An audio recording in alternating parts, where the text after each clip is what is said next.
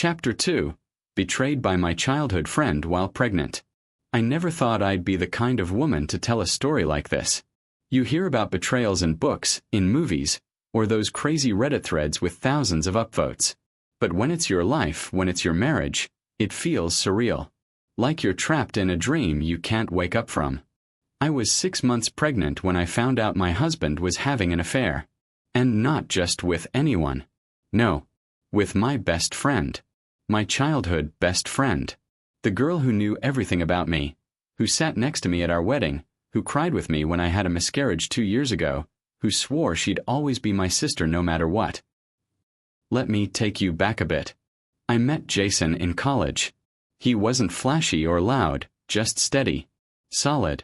The kind of man who held the door, remembered your coffee order, and always offered to carry groceries. He made me feel safe. After what I'd been through in past relationships, that was everything. Emily had been in my life since 3rd grade. She practically lived at our house through middle school, knew my family inside and out. When I got engaged, she helped me plan the wedding.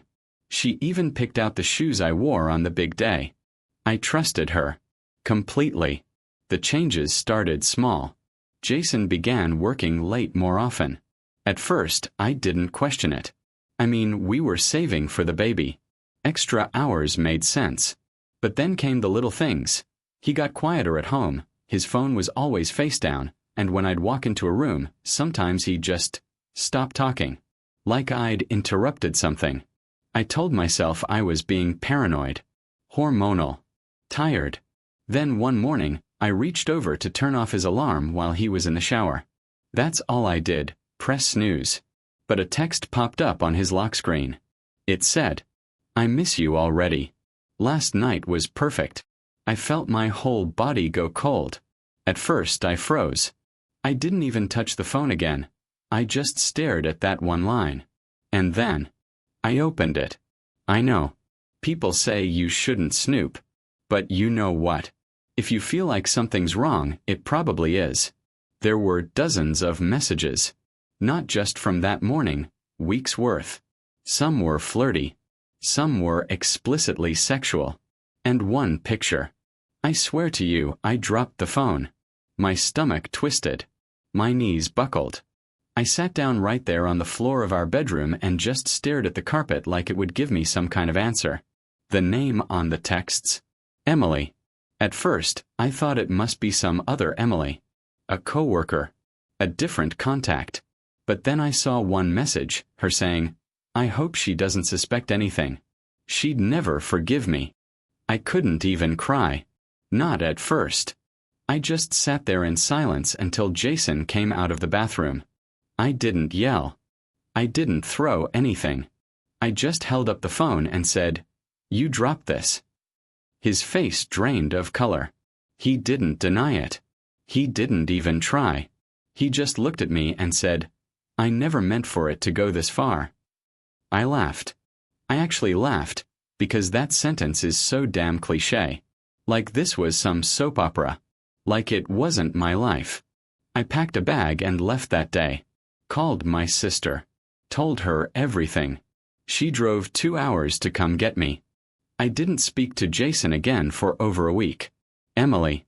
She had the audacity to send me a long, pathetic message saying how sorry she was. How it just happened. How she never wanted to hurt me. She ended it with, "You'll always be my best friend. I hope someday you can forgive me." I didn't reply. What could I possibly say? Thanks for sleeping with my husband while I was growing a human being inside me? No. Instead, I printed her message and framed it. No joke. I hung it in the bathroom at my new apartment as a reminder. Never ignore your gut, no matter how much you love someone. The divorce was messy. Jason tried to claim we should work it out for the baby. But let me tell you something. Raising a child in a home filled with secrets and lies is worse than raising one alone. I had my daughter 2 months later. Alone, yes. But peaceful. In a hospital room filled with my sister, my mom, and nurses who actually cared. And now, I'm stronger. Jason sees our daughter twice a month. Emily tried reaching out again when the baby was born, I blocked her. Every now and then I see an old picture of the three of us. Me, Jason, and Emily. Smiling at a birthday party or laughing on vacation. I don't delete them. They're reminders, too. Reminders that even the people closest to you can break your heart. That betrayal doesn't always come from enemies. Sometimes it wears the face of someone you trusted most. But I'm still standing. And I'm raising a little girl who will never be taught that love means sacrificing your self-worth. Chapter 3: Aftershocks. Healing didn't come quickly. It crept in through the cracks, sometimes with warmth, sometimes with salt. The first night alone in my sister's guest room, I couldn't sleep. I laid there, watching shadows crawl across the ceiling, feeling my daughter roll inside me. I kept asking myself the same questions on repeat. What did I miss? When did it start? Was it me? That last question was the one that haunted me most. I replayed moments in my head. Times I was too tired to talk, too hormonal to be patient, too exhausted to even look in the mirror. I started to wonder if maybe I pushed him away. Maybe I leaned too hard on Emily when I should have leaned into Jason. But here's the truth that therapy helped me understand. Cheating is never your fault. Even if you argued. Even if you changed. Even if you weren't perfect. Because none of those things justify betrayal. Ever. Jason made a choice. Emily made a choice. I didn't make them hurt me. And once I could say that without crying, I knew I was starting to heal. Jason tried to call me after I left. I didn't answer the first few times. I didn't want to hear his voice, didn't want to feel anything when I did. Eventually, I picked up. I needed to hear it, to confirm that what I saw was real. How long? I asked, keeping my voice as flat as I could. There was a long pause. I could hear his breath catch. 3 months, he said. Maybe more. I didn't mean for it to happen. Yeah. You mentioned that already, I said. It just happened, right? Like you tripped and fell into her. He didn't answer. I didn't expect him to. Chapter 4: The Collapse of a Friendship. Emily and I used to text daily. Stupid memes. Outfit pictures. Her random grocery store finds. Now, silence. Until she broke it, with a message that made me physically ill. I don't even know where to start. I'm so sorry. I miss you so much. I hate myself for what happened. It wasn't love, it was weakness. I never wanted to hurt you.